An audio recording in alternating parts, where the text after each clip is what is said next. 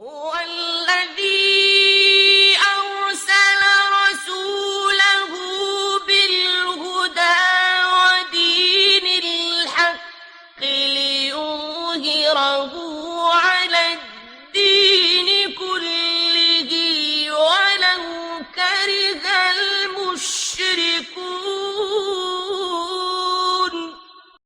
اعوذ باللہ من الشیطان الرجیم. بسم اللہ الرحمن الرحیم. نحمدہ ونصلی علی رسولہ الکریم. اما بعد فقد قال اللہ تبارک و تعالی فی القرآن المجید وقولہ الحق. بسم اللہ الرحمن الرحیم.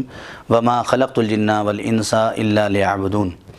پروردگار عالم قرآن مجید میں ارشاد فرما رہا ہے کہ اے میرے بندو، تم یاد رکھنا کہ تمہیں اس دنیا میں آسائش و آرام کے لیے نہیں بھیجا گیا ہے. یہ ساری نعمتیں، ساری برکتیں، ساری رحمتیں جو تم پر نازل فرمائی ہیں، اس کا ہدف اور مقصد یہ نہیں ہے کہ یہ تمہارا ہدف اور مقصد ہے. تمہاری خلقت کا مقصد صرف اور صرف کیا ہے؟ وما خلقت الجن والانس الا لیعبدون. ہم نے جنوں اور انسانوں کو خلق ہی نہیں کیا ہے مگر یہ کہ وہ ہماری عبادت کریں. مفہوم ہے. اب عبادت پہ گفتگو ہو چکی. عبادت کیا ہے گفتگو ہو چکی. اب آئیے آج دیکھتے ہیں کہ حقیقت عبادت کیا ہے، کیا ضرورت ہے عبادت کی، کیا ہدف ہے عبادت کا، کیا مقصد ہے عبادت کا. انشاءاللہ گفتگو جاری رہے گی اس سلسلے پہ.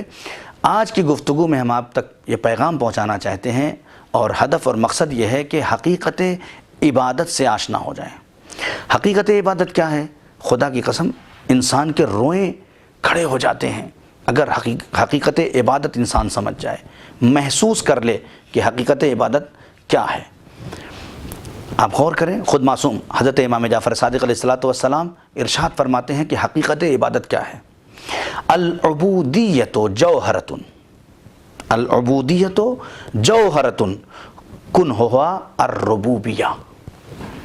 کہتے ہیں حقیقت عبادت یہ ہے کہ خود عبادت ایک ایسا جوہر ہے کہ جس کے تہ میں ربوبیت مل جاتی ہے.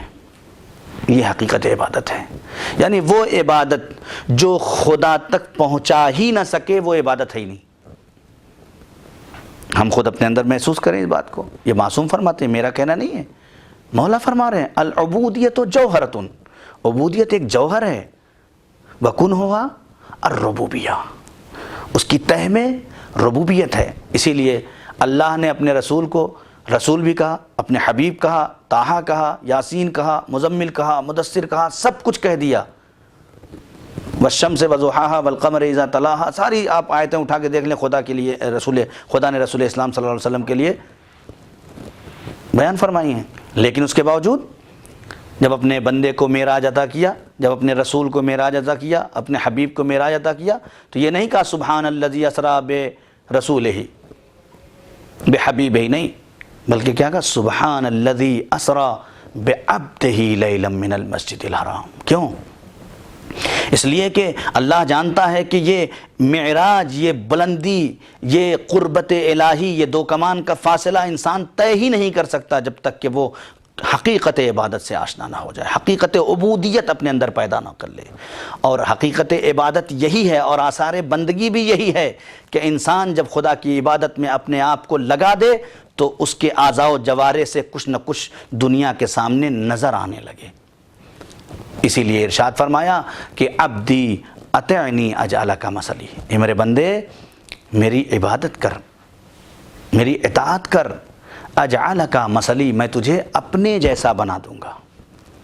غور کریں، فکر کریں ناظرین.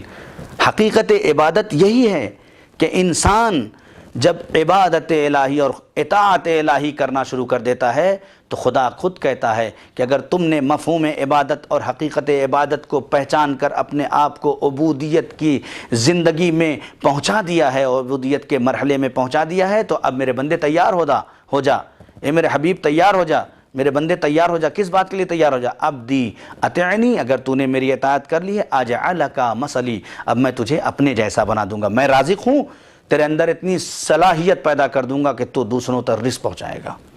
میں خالق ہوں، تجھے مرکز خلقت بنا دوں گا. میں حی ہوں، کبھی تجھے مرنے نہیں دوں گا. تو حقیقت عبادت یہ ہے کہ انسان اپنے آپ کو خدا سے قریب کر دے.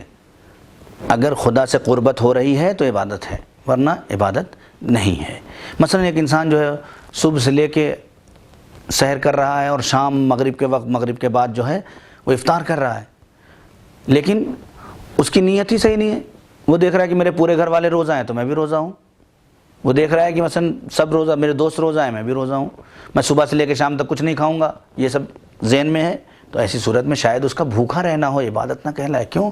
اس لیے کہ پہلی نیت یہ ہونا چاہیے کہ یہ جو میں کر رہا ہوں یہ صرف اپنے پروردگار کے لیے کر رہا ہوں، کوئی مجھے دیکھے نہ دیکھے، کسی میں میری شہرت ہو نہ ہو، میں روزہ دار کہلاؤں نہ کہلاؤں، یہ ذہنوں میں نہیں ہونا چاہیے۔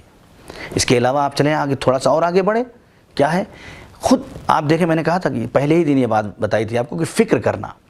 خود جناب ابوذر کے لیے، جو صحابی ہیں، بہت بڑے صحابی، آپ جا کے دیکھیں ان کے لیے تاریخ اور ان کی روایتوں میں ملتا ہے کہ جناب ابوذر 1% اگر عبادت کرتے تھے تو اس کے 9 گنا زیادہ اس سے تفکر کرتے تھے، سوچتے تھے، فکر کرتے تھے۔ آغا باقر الصدر جو سرزمین عراق کے بہت بڑے عالم دین اور انہیں شہادت نصیب ہوئی، ان سے پوچھا گیا کہ آپ باقر الصدر کیسے بن گئے، آپ اتنے بڑے عالم کیسے بن گئے؟ انہوں نے کہا کہ وجہ یہ تھی کہ میں نے اگر 10% مطالعہ کیا ہے تو 90% بیٹھ کر تفکر کیا ہے، فکر کیا ہے، سوچا ہے۔ تو یہ فکر، یہ سوچ تعمیر شخصیت کے لیے بہت ضروری ہے۔ ہم سوچیں، ہم فکر کریں، صرف عبادتیں کرنا معیار نہیں ہے، ہم ہر لمحے بیٹھ کے سوچیں۔ اسی لیے قرآن مجید بار بار کہہ رہا ہے لعلکم تتفکرون، لعلکم یتفکرون، لعلکم تعقلون۔ کیوں؟ اسی لیے کہہ رہا ہے تاکہ تم سوچنے لگو، تاکہ تم تعقل کرنے لگو، تاکہ تم فکر کرنے لگو۔ تم پہاڑ کو دیکھو فکر کرو، تم اونٹ کو دیکھو فکر کرو، تم اسے دیکھو فکر کرو۔ کیوں؟ یہ اسی لیے ہے کہ جتنا فکر کرتے جاؤ گے اتنا توحید سے قریب ہوتے چلے جائیں گے، اور جتنا توحید سے قریب ہوتے چلے جائیں گے۔ معصوم سے پوچھا گیا کہ مولا کیا صرف اور صرف عبادت ہمارے لیے کامیابی کا سبب ہے؟ مولا نے فرمایا تمہارا اشتباہ ہے، تمہاری غلطی ہے، تم یہ سمجھ رہے ہو کہ عبادت، کثرت عبادت سے تم کامیاب ہو جاؤ گے۔ ایک شخص آیا اور آنے کے بعد کہا یا رسول اللہ، میرے گھر کے پڑوس میں ایک خاتون ہے اور بہت عبادت کرتی ہے اور بہت زیادہ نفقہ دیتی ہے اور بہت زیادہ جو ہے وہ مطلب خیرات کرتی ہے، اور اس کے عمل کا کیا کہنا اور یہ کہنا اور وہ کرنا، اور ایسا کرتی ہے اور ویسا کرتی ہے، تعریف کرنے لگی۔ رسول اسلام نے بس ایک جملہ پوچھا، بس اتنا بتاؤ کہ اس کا اخلاق اپنے پڑوسیوں سے کیسا ہے؟ اس نے کہا یا رسول اللہ یہ تو ایک مشکل ہے، اس کی کسی سے، اس کے پڑوسیوں سے اس کا اخلاق اچھا نہیں ہے۔ رسول نے کہا پھر کیا؟ ایسے شخص کی عبادت اس کے منہ پہ مار دی جائے گی۔ آپ غور کریں، یعنی جب انسان کسی انسان سے، عبادت کا مفہوم ہی یہی ہے کہ انسان کسی اللہ کے بندے کو نقصان نہ پہنچائے۔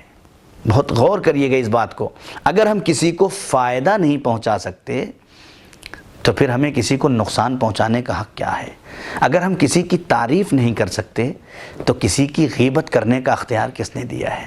اگر ہم کسی کی بھلائی نہیں کر سکتے تو اس کی برائی کرنے کا حق ہمیں کس نے دیا ہے؟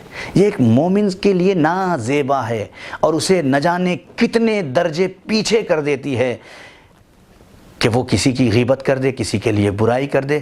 اور یہ تو مجھ سے زیادہ بہتر آپ نے سنا ہوگا کہ جو دوسروں کے لیے گڈھا کھودتا ہے وہ سب سے پہلے خود اس میں گر جاتا ہے۔ آپ غور کریں،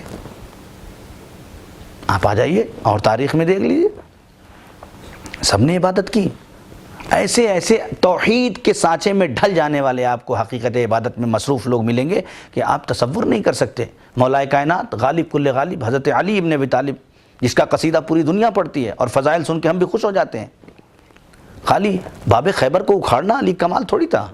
مولا کائنات کا مرحلہ یہی تھا کہ جب پاؤں میں تیر لگ گیا اور لوگوں نے کہا کہ یا رسول اللہ ہم کب علی کے پاؤں سے تیر نکالیں، تو آواز دی کہ جب علی محو عبادت ہوں، جب علی حقیقت عبادت کی چاشنی میں گم ہوں، تو ایسی صورت میں تم علی کے پاؤں سے تیر نکال لو، علی کو احساس بھی نہیں ہوگا۔ اور ہوا بھی یہی کہ میرا مولا جب مصلی عبادت پہ تھا تو لوگوں نے آ کے ان کے پاؤں سے تیر نکال لیا اور مولا کو احساس بھی نہیں ہوا۔